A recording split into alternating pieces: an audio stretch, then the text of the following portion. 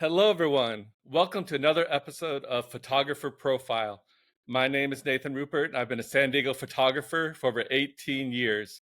Because social media is currently focused on video content such as Reels, I started this channel to give the photographers I've met a worldwide platform to share their work and stories. Please subscribe to the channel if you'd like to be notified right away when new episodes are uploaded or if you just enjoy the content. So my guest today is Howard, one of the best transportation and plane photographers I've seen. How are you doing, Howard? I'm doing fine, Nathan. Thanks for having me on your show. It's a pleasure and an honor to be here with you. Please just give the audience an introduction about yourself and your photography. Aviation photography is my passion. That's how I actually got interested in photography as a young kid. I always wanted to fly, always had my eyes towards the clouds, the sky, and that kind of thing. I was so enthralled with airplanes. I took my dad's cameras, took pictures. I grew up on the final approach path to then Moffett Field Naval Air Station up in Silicon Valley. I got off the 101 freeway in Sunnyvale and Mountain View, that area up there. When I was a junior in high school, I realized I would not fly because there was no LASIK back then. Today, I would just have LASIK. But so what happened is that I got interested in photography through shooting pictures of airplanes. And then when I was about a senior in high school, I started looking at, okay, what happens if you add one part aviation photography with one part news or current events and add that together and you become a photojournalist. So I spent over 40 years as a professional photojournalist, nearly 34 of them at the San Diego Union Tribune on the staff of the Union Tribune.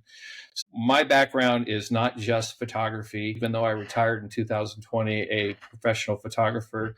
The difference is now I pick and choose what projects I want to handle. Whereas when I was on the paper, if you're having a bad day, it doesn't matter. You got to go out there and make gold. That's where I'm at right now.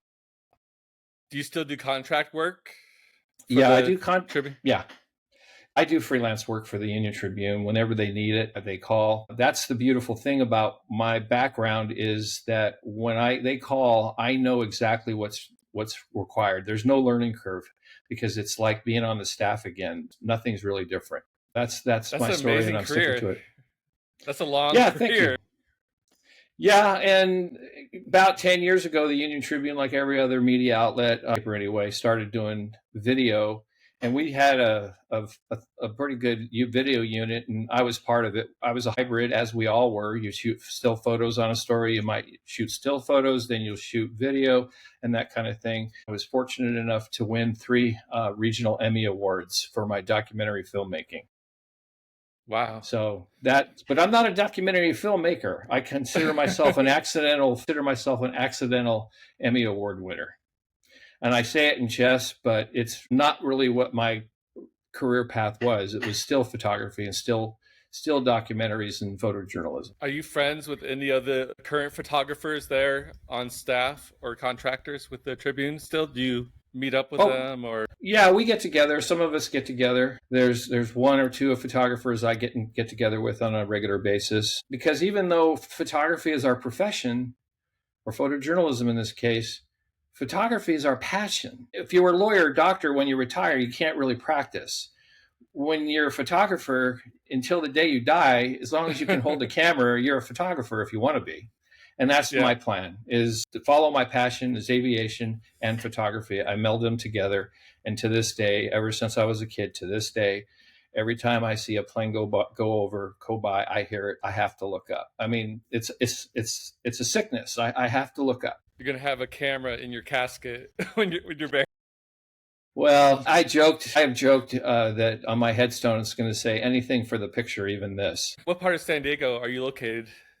Near Miramar, near the Marine Corps Air Station. But lots of military jets flying around that area. Must be heaven for you. They make noise. They let you know they're there. San Diego has such a rich aviation heritage and history. A lot of people don't realize how much of the groundbreaking advances in aviation occurred in San Diego. People think like the Spirit of St. Louis, Charles Lindbergh flew the Spirit of St. Louis. You figure, wow, the airplane was built in St. Louis, right? No, it was built in San Diego. Wow. You should probably just do a whole YouTube video on on that, the history of the airplane. I don't know all the history. I know some of it. I know enough just to be dangerous, as the saying goes. Are you single, taken, complicated? What is your status for those people wondering I have out been there? married for a really, really, really long time to the same woman who I'm madly in love with. Does she do photography as well? No, no, no, Okay, interesting. no, no. She's never really been interested in photography the way you and I or others are. She likes to take a picture now and again, as we all do, but not really. What excites you to keep going out there and shoot, even though you're retired and you've been doing it for all these years? The next best picture. I'm always chasing the perfect picture. Well, throughout my life as a photographer and just in life, I try to learn one thing every day. I try to learn something that's going to make things better. I put it in the back pocket. I may never use it. I may use it immediately. I may use it tomorrow. I may not use it for 10 years, but it just appears. That's what I try to do. The best way to describe it is I try to push the envelope every single day. No matter how good you are today, you can be better. And I strive, even in retirement, I strive to shoot that better aviation picture in this case every single day. And go ahead. What do you think is the most recent thing that you've learned or improved on in You your know, photography? I try to shoot SpaceX launches, and they can be a real challenge. They come in at night, they come at dusk, that kind of thing. The SpaceX launches, because they carry Starlink satellites, follow the same path from Vandenberg Air Force Base up in north of San Diego. And they end up on the drone ship, which is in south in Mexico, about 225 miles south of San Diego, on a barge, basically. You know the paths. Right. A friend of mine who still works at the Union Tribune, what we try to do is we try to shoot the SpaceX Falcon 9 launches at a different place in San Diego each time. That's the real Okay. one of the really big. That's one of the really big challenges right now. The other challenge for me, anyway, is trying to shoot that amazing plane in the full moon picture, which is very elusive. I've done it a few times, but it doesn't always work. There's so many different moving parts to it. It doesn't always work. So those are the challenges that I pursue right now. I got a plane in a moon picture. I'll have to show you at the end of the podcast, get your feedback Sure. on that. Maybe you'll appreciate it. Sure. What would you say is the best piece of photography advice you've received from a mentor or you've kind of learned through your career? One of the most important things any photographer can do for his or herself is show up early, stay late. Some of the best photos that I have made ever is because I showed up, whether it was a photo assignment for the paper or just because I was out cruising around and had an idea.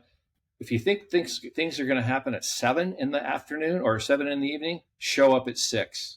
If you think it's going to be over at 8, stay until 9. That's the most important thing that I can, impart to people. Show up and show up early, or as we say in the news business, first to arrive, last to leave. I shoot a lot of sports events and stuff happening in the gas lamp, like Halloween or Mardi Gras or those type of events. It's actually better to get there early because there's less crowds, which is more space between the people. You get people without all that distracting background elements. You're absolutely right. Plus, if you're new to an event, you just stake out what are the best viewpoints, where are the people coming from. I definitely agree with that advice of getting there at least an hour early. Yeah, and just people watch. When I go to Comic-Con, you've probably been to Comic-Con. Most people have. Not everybody, but a lot of people have. People think they have to go buy an outrageously priced ticket to get into the exhibition halls and everything like that. And if that's your thing, great, do it. But what I do is I just hang out on Fifth Avenue under the gas lamp sign because that's where a lot of people congregate in the evening, and they have their costumes on. Some people have costumes, some do not. But it's basically a feeding frenzy of visual coolness. That's what I do. Were you at Comic-Con this year? I was at that spot you just mentioned, shooting Comic-Con this year. This year I didn't make it to Comic-Con. It's the first time in several years I haven't. I just like the people watch. It's a lot of fun, and it costs absolutely nothing other than the cost of that trolley ticket. Because Yeah, then Qualcomm parking was free. they used to have a free zombie walk too, which made for really interesting pictures. That was really fun to shoot. But then there was that accident where one of the zombies got hit by a car, and people got sued or got injured. I think the city cracked down on that event at Comic-Con, which is Yeah, unfortunate. it is very unfortunate because that was one of the very fun events that you just basically got to keep up with them as they walk up the streets. That was it. Another question for you: how do you feel about AI in photography? The big buzzword these last couple of years. It has its place, but it's dangerous. My thought is where does the photographer end and the Photoshop technician begin? Whether it is with AI or not. AI is good to select a sky. You don't have to take a lot of time trying to select a sky, and so you can darken it, burn it down, or lighten it up, that kind of thing. Those things are okay because you're really not changing anything. You're doing the same thing you would be doing with AI as without AI. I see all these photos that everybody oohs and ahs and, oh, this is cool. And as far as Instagram, Facebook, etc., it's concerned, they get 1 million likes. It's not real. And 90% of the people commenting don't even know it. Don't even know it. Some of it's really good. I mean, some of it's very well done, but it's still not real. Because I come from a background of truth telling, photojournalism is about truth telling, and it's the cornerstone of journalism, truth and honesty. So for me, whether it's that aviation photo you like, or it's a news photo you like or don't like, it's real. There's nothing, no artificial additives for me anyway. Never has, never will be. Yes, definitely a controversial topic, which why I like to ask each guest their thoughts. It's interesting to hear everybody's opinion on that topic. So appreciate your input. Yeah, I know a lot of people probably would disagree with me because it becomes art and artistry, and photojournalism still is art and artistry. It's not a traditional form of art or artistry, but it still, in fact, is art. So you've had a long career. You've taken thousands and thousands of pictures. What do you want to happen to all these photos when you die, when you're no longer here? Have you ever thought about that? I'm never going to die. Come on, Nathan. We'll make you an AI bot in the future There you or go. something like that. You know, that's probably the most important question that you can ask of a person, whether they are or are not a photographer as a profession or not. I'm fortunate in that a lot of my photos that I've created over the years will live on many, many eons past me, because the Union Tribune archive is now part of the San Diego History Museum. And a lot of the content, or a lot of the archive, is part of the museum's San Diego history. I'm really fortunate in that. Other photojournalists will donate, gift, otherwise give their images to universities. There's a lot of famous photojournalists, photographers who their archive resides in the library of many esteemed universities. But for me, that's part of it will live on. The other part, well, my kids will have to figure it out. You know, it's sad to say, but, you know, a lot of the stuff will die with me. Yeah. But that is kind of the reality. You can have a website. There are many people who have passed on that still maintain websites. And so their wonderful images are still live on in the form of a website and that kind of thing. Not everybody's. You can host your photos on the website, but the website might go out of business, or the company might go out of business. You can put it on storage media, but then storage media changes or becomes obsolete. It's very hard to keep it timeless. Yeah, over the years. Like for example, as my father, he was a hobbyist. I do not like the word amateur photographer. There's nothing amateur about photography. There are many fine, non-professional photographers, and I say professional, that's what your job is, that's what your living is, who create wonderful images. And they are, quote, amateurs. They're not professionals, but they're hobbyists. They're very advanced hobbyists. There's a lot of that stuff. So my father was one of those. He was a hobbyist, and he's got his pictures all the way back to World War II, where he was stationed. When he passed away, I have all those negatives. They're in negative form. And it's great. I was a benefactor of his hobby And I'm a little unique because I'm a photographer, a professional, that's all that kind of good stuff. And so I'm obviously more interested in the next person just because of the photography. But the overbearing reason is because he was my dad. I Yeah. was lucky.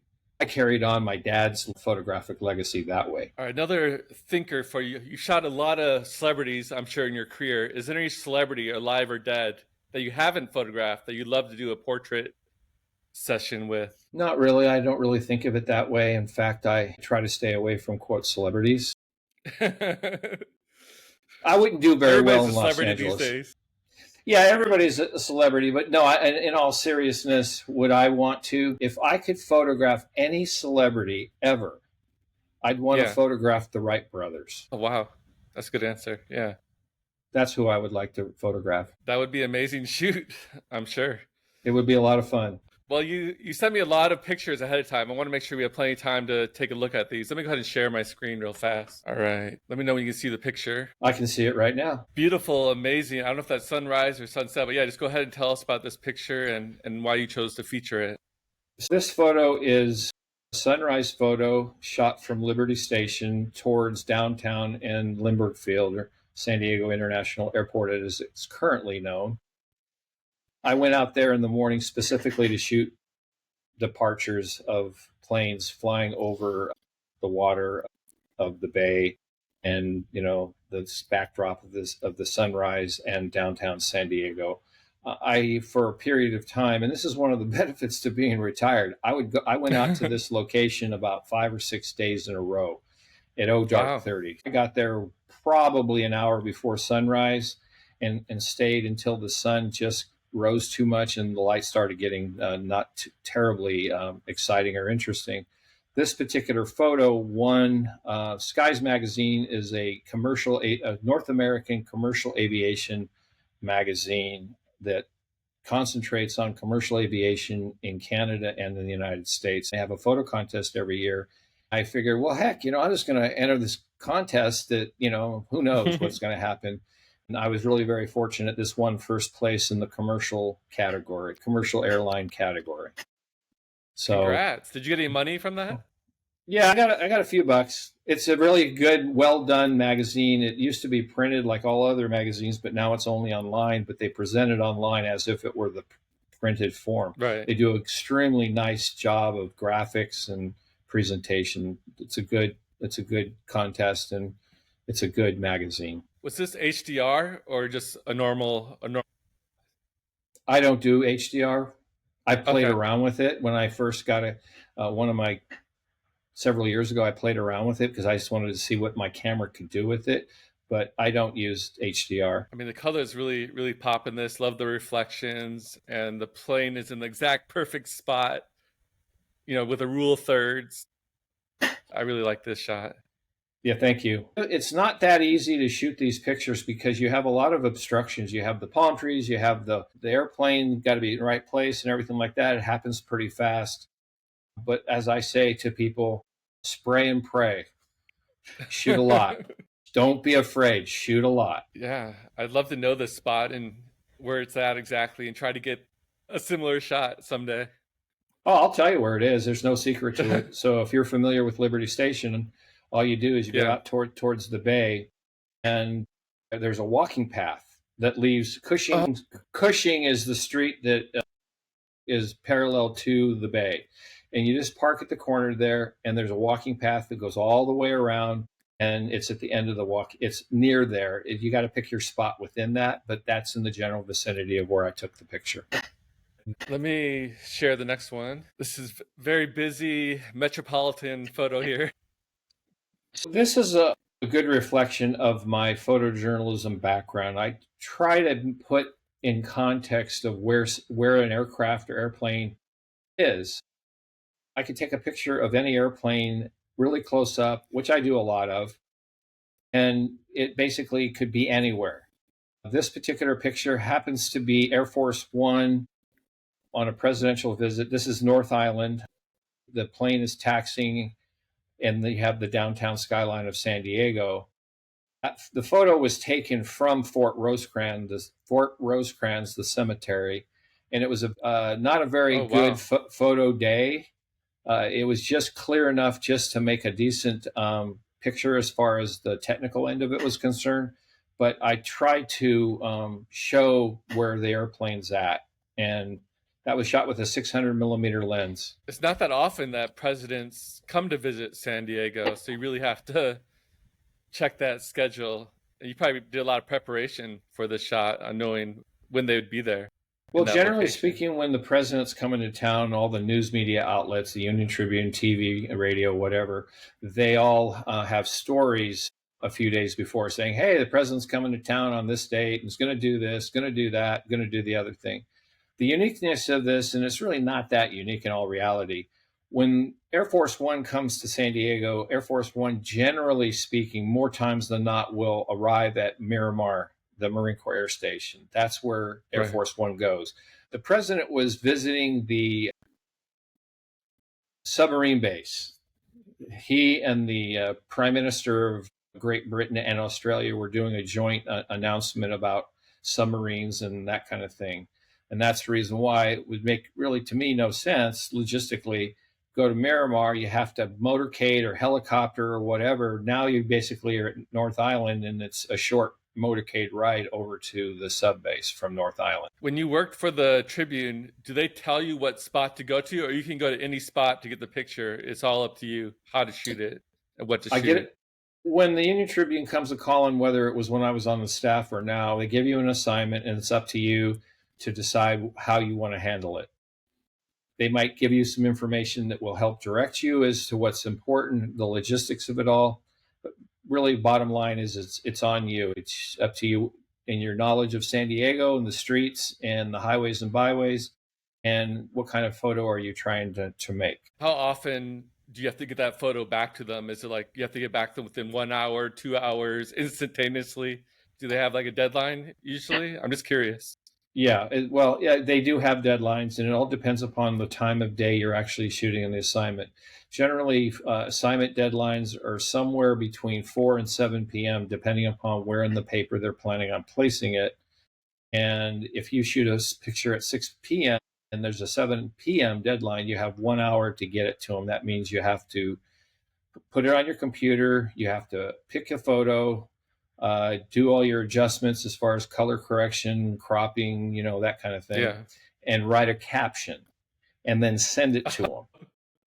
So what I try to do is I try to pre-write captions. So I have the caption in the basic form already written before I ever have to write the caption, and I just fill in the blanks if I know what's going to happen and change things, and then put it on in the metadata in the picture, and then it goes up into a secure digital server at the other end. They pull it down, and it magically appears in the paper the next day or online within an hour or two, or whenever they decide to publish it. Some assignments aren't due for a day or so. I still try to turn them around immediately that day. Yeah. And then some of them are, get it to us as soon as you can. Don't rush. No big deal. Most of the time, it's a daily type situation. There is a deadline in your future when you take a Union Tribune assignment. Well, thanks for explaining that. It's always interesting to learn how that kind of stuff works, in my mind at least. Oh, yeah. There's an enormous amount of moving parts to this. All right, let's go to the next one. A little closer shot. The previous ones. This is a United Airlines 777, affectionately known as Bigfoot. It's leaving San Diego International Airport. It's not leaving the normal way. But when the winds change, this is actually during the rainy season earlier this year, and they do what's called reverse operations. So normally the planes go out over the ocean, over Ocean Beach. But when they turn the runway around as far as the departures and arrival, they fly right over downtown San Diego.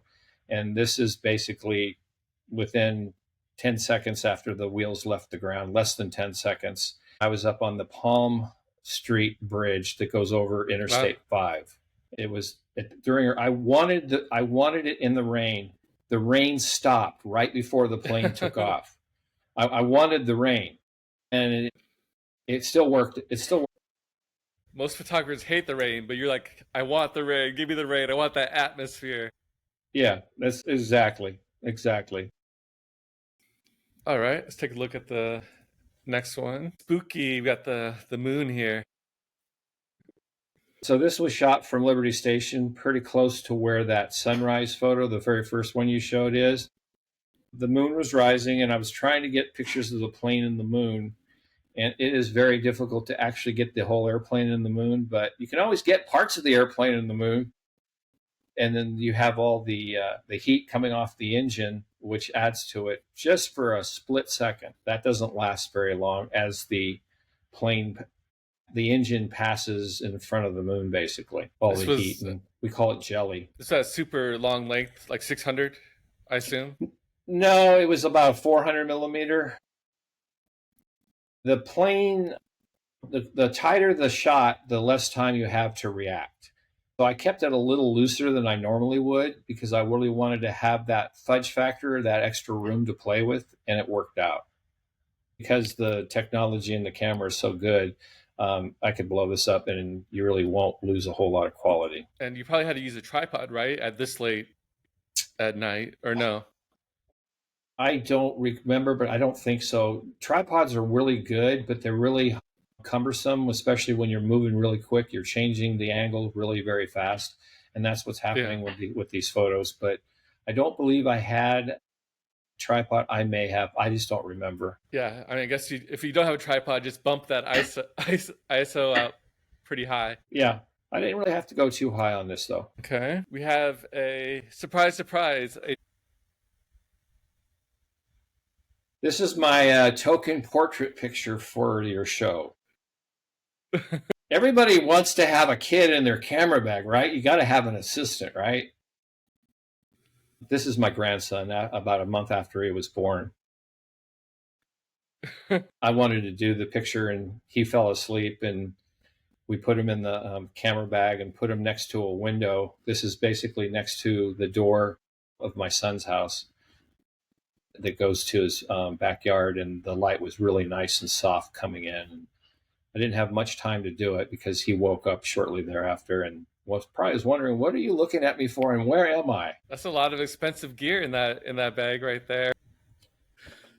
That's about half of what I was using when I was at the Union Tribune. What's in the front left there? What is that? The lens is probably a 16 to 35 millimeter, and what's next to it are three pocket wizards. And what pocket wizards are for your pocket wizards, for your listeners who may not know, they are radio controlled triggers for triggering electronic flashes, and they can also be used to trigger cameras as well. I think it was a good idea to go black and white with this picture. I think the lenses make it stand out, the black and white. Is there anything that triggers in your brain? Do I do color or black and white? What makes you choose one over the other usually? I'll look at it on the screen, and because it's, unless you have a specially modified camera that only shoots black and white, everything's shot in color. I'll look at it and I go, this is not exactly what I kind of envisioned. Let's see what it looks like in black and white. Oh yeah, this really works really well. I decided to keep in black and white. Black and white is obviously different than color, but the way your brain works is also a good portion of it, because your brain gets caught up in the color and doesn't get to the essence of the photo as easily and quickly as it can in black and white. Sometimes color photos are just the way to go because we live in a colorful world. Ansel Adams pictures. What do you think his pictures would look like if they were in color? I don't think they would look as dramatic and cool as they do. I've never heard it explained that way. That is a good way to explain when to choose black and white. I like that. The next one here. Is this SpaceX? It is. It's a SpaceX Starlink launch. It was at the perfect time of the day, or pretty close to it. It could have actually been a little darker, but as far as, a little later in the evening, but it was fine. It turned out, it was an example of what I was talking about earlier. A friend of mine and I, we hunt down SpaceX launches from different points of view each time that we can. This was actually the second try at this picture. The previous launch, it was cloudy and you really couldn't see anything. Then we looked at the forecast, and this one was like, okay, clear air after sunset, after dusk. Okay, let's try this. And it worked. This is Fort Rosecrans. Most people recognize that in San Diego. I know they close the monument at a certain time, but is the cemetery open 24/7 after sunset, or is that closed as well? What it is right now, I don't know. I have never been up there, and I've been up there pretty late a few times. I've never been kicked out. The gates coming in are closed, but the gate going out is open. And none of the military police that patrol that area have ever shown up or anything like that. I know they can see us because I know there are millions of cameras around that place, Yeah, and I'm sure. they can tell, they know where everybody is. So no, I've never had a problem, and I've been there pretty late before. As far as Cabrillo, the National Monument, yeah, they close because it's the Park Service. But as far as the cemetery, some people have said it's closed. I've never had a problem. Never been there at a time where I couldn't be there, even though the sign says that's closed from 5 p.m. to 5 a.m. Oh, that's good to know for the future. This is another famous San Diego landmark, a must see for all the tourists there that have come visit. Yep, the famous Kiss statue in Tuna Harbor Park. This was what you were talking about, deadline. This was shot on deadline for the Union Tribune. This is a celebration of one of the anniversaries of the end of World War II. And I had about 20 minutes from the time I made this picture to get the photo in the system, as we call it. Wow. And, no pressure. yeah, no pressure. That's why I don't have gray hair, Nathan. It's always hard to shoot this because it's such a popular tourist spot. There's always people jumping in front of your picture. I like how you took a little back angle here to really capture the fireworks and capture part of the viewing is seeing all the people around the statue too, and the interaction that people have with it. Right, and that's what I was going for.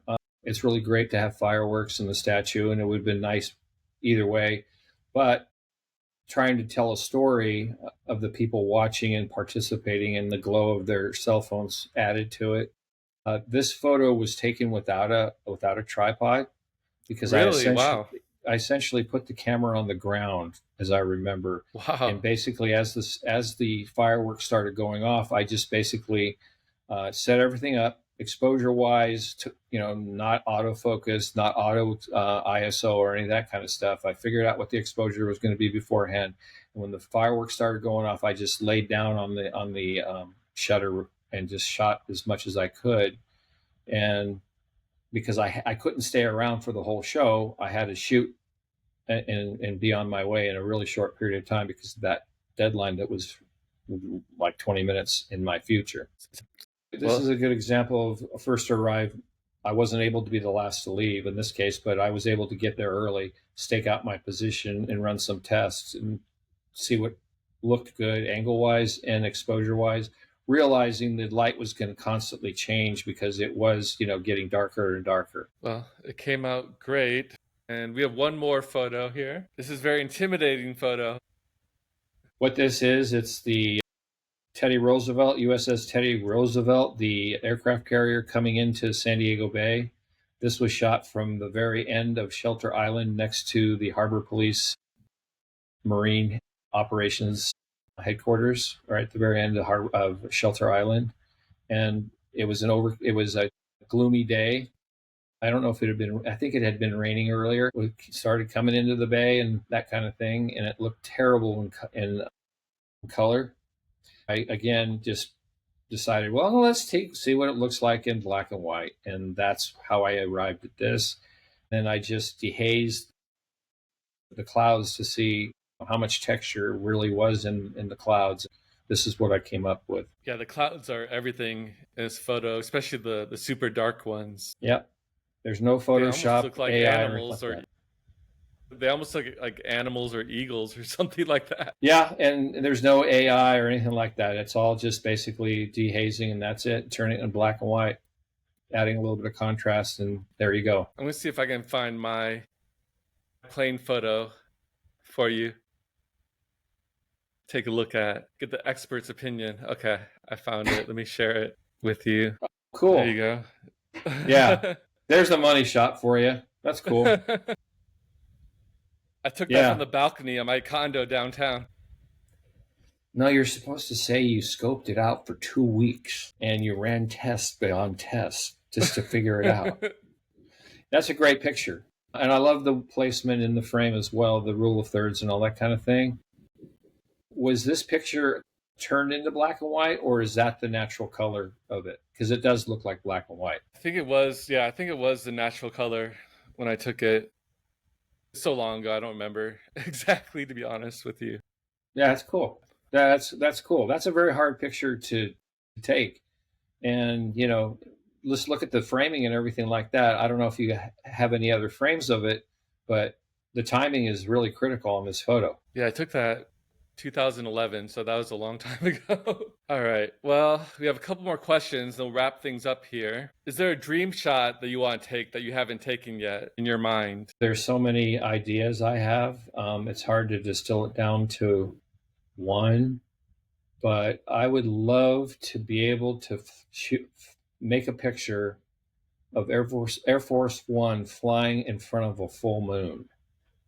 Oh, To the okay. point where you can actually tell it's Air Force One. It's unmistakable. It's going to be a 747. Everybody knows what that outline of the Queen looks like. But to actually have some details, basically at dusk and during blue hour, where there's still enough light in the sky, where the actual airline or markings on the plane can be seen. To me, that would be a really cool picture. And do you have any crazy, wild stories from all these years doing photojournalism that you can think of?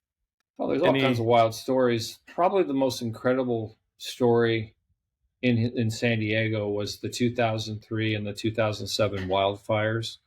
I was in Scripps Ranch during the 2003 wildfires for three days. For the first Wow. 3 days, that was my job, to be in Scripps Ranch. I saw so much devastation and so much heartache and that kind of thing to last more than a lifetime. And the thing that really amazed me about that whole experience was it was so surreal that you could think that you were on a movie set and this was a movie being filmed. Then you kind of like slap yourself and say, no, dude, this is real.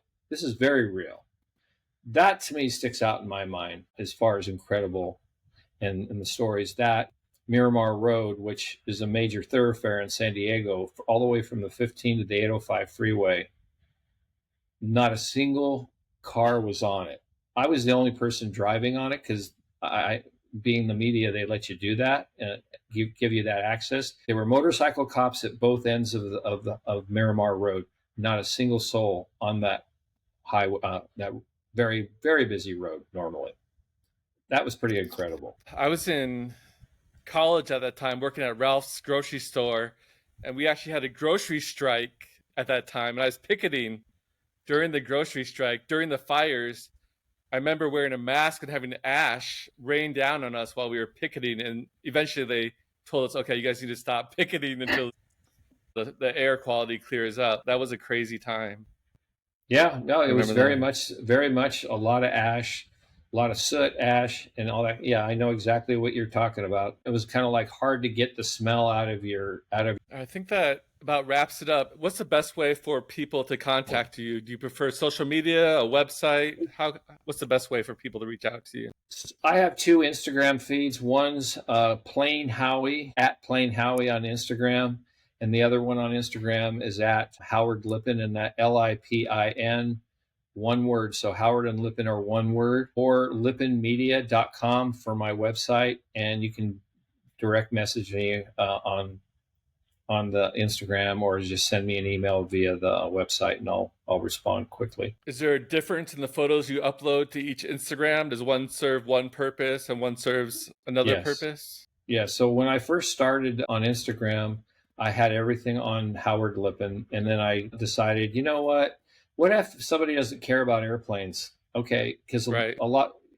So I split them, and that's why I created Plain Howie, because Plain Howie is exclusively aviation and things related to aviation, and the Howard Lipin is general stuff. Sometimes you might see some aviation there, but it's in context to San Diego and as far as skylines and that kind of thing, but not very often. It's pretty much separated. Awesome. Well, any final thoughts before we end things here? Appreciate you taking time out your day. You don't have to spend a lot of money on a camera because it's not about the camera, it's about you. I can take a really bad picture with a Leica camera.